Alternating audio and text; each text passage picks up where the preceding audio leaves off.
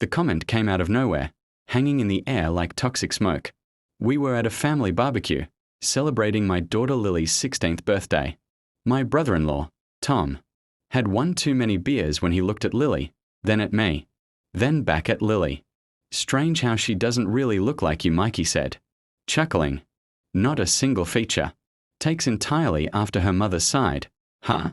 Everyone went quiet. My wife, Sarah, shot Tom a death glare. My sister elbowed him hard.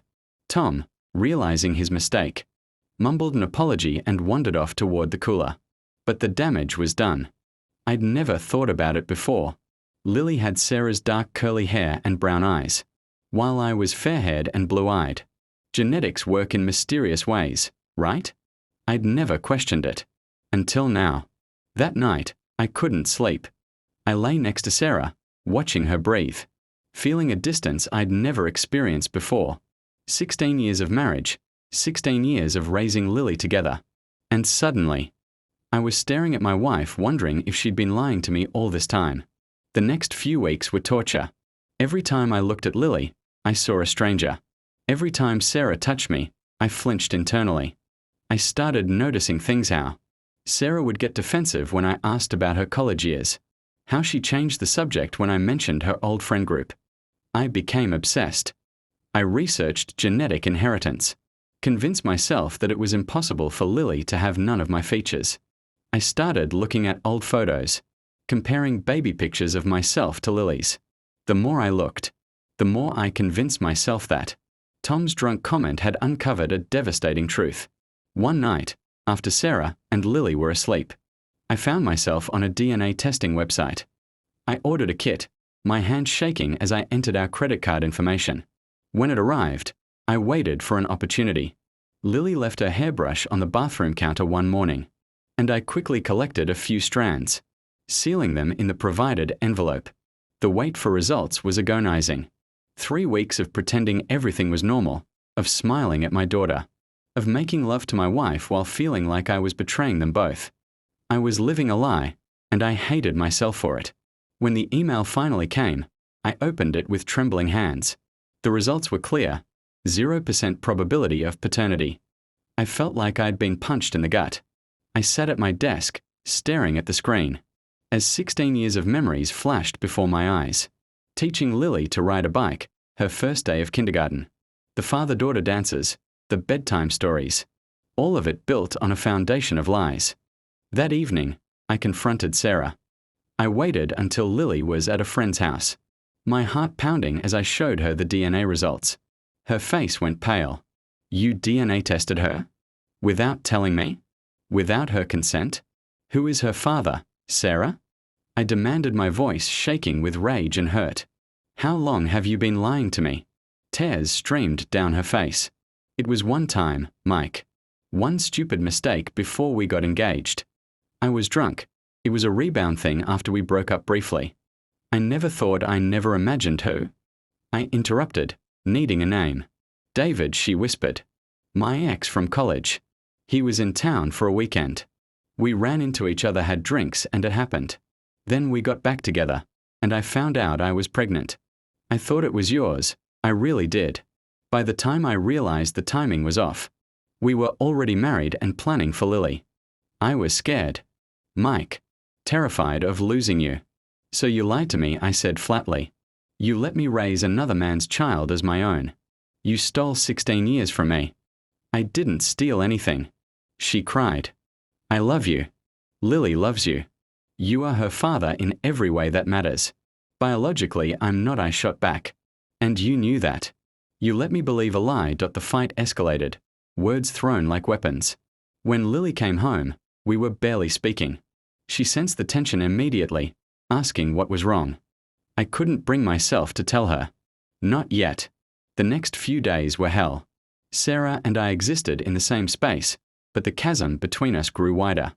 I started researching my legal options. In our state, since I was listed on the birth certificate and had acted as Lily's father for 16 years, I had legal obligations but also certain rights. I could petition to terminate my parental rights, but it would require Lily's consent or a court order. I met with a lawyer who explained the complexities. You can disestablish paternity, she said, but it's not simple. You've been her father for her entire life. The court will consider what's best for the child.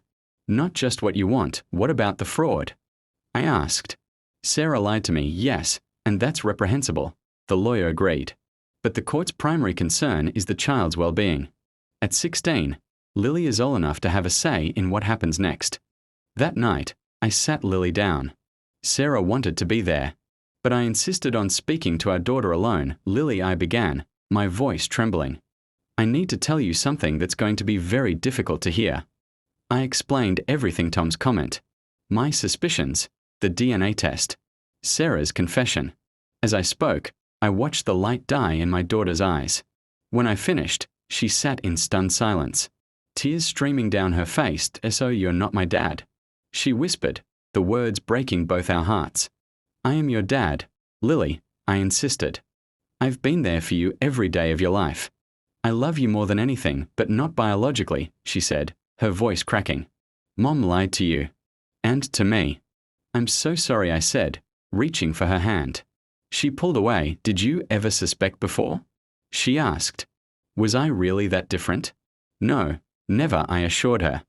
I had no reason to question it until recently. Lily stood up, her body rigid.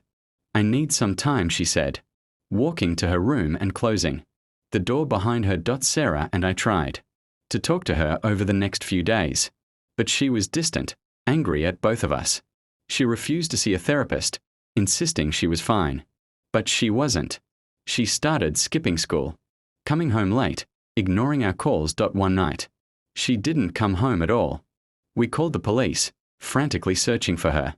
They found her the next morning at David's house, her biological father, whom she'd secretly contacted through social media. David, it turned out, had no idea Lily existed. Sarah had never told him about the pregnancy. When Lily showed up at his door, explaining everything, he was shocked but willing to get to know her. The betrayal cut deep. Not only had Sarah lied to me, but now our daughter was turning to a stranger for support. I filed for divorce. Sarah begged me to reconsider, to go to counseling, to think of Lily. But how could I? The foundation of our marriage was gone. The trust was irreparably broken. The divorce was messy. Sarah argued that I had abandoned Lily by filing for divorce and seeking to terminate my parental rights. I argued that she had committed fraud by lying about Lily's paternity. In the end, the court ordered mediation. A therapist met with all of us, me, Sarah, Lily, and even DeVito discussed the situation. Lily was angry and confused. "I have two dads who don't want me and a mom who lied to me," she said during one session. "I don't belong anywhere. That's not true, Lily," I said, my heart breaking. "I do want you. I will always want you. But I'm struggling with the deception." David, to his credit, was trying to do the right thing. "I want to get to know Lily," he said. "But I'm not trying to replace you. Mike, you're her dad." The mediator suggested that I maintain my parental relationship with Lily while also allowing her to build a relationship with David. Sarah and I would co-parent, though our marriage was over. It's been 6 months since the DNA test results came back. Sarah and I are divorced, sharing custody of Lily. I see her every weekend, and we are slowly rebuilding our relationship. She's also getting to know David, which is painful for me but important for her. I have started therapy to work through my anger and betrayal. Some days are better than others. When Lily calls me dad now, it feels different, weighted with the knowledge that I'm not her biological father, but also reinforced by the 16 years of history we share. So, AITA for secretly DNA testing my daughter after a suspicious comment? Maybe. I violated her privacy and Sarah's trust. I acted out of fear and suspicion rather than communication. But the alternative was living a lie. And that felt worse. The truth, as painful as it was, needed to come out. Now we are all dealing with the consequences, trying to rebuild what was broken. Lily is caught in the middle, innocent in this mess but paying the highest price. I don't know if I did the right thing. I only know that I love my daughter, biological or not, and I'll spend the rest of my life proving that to her.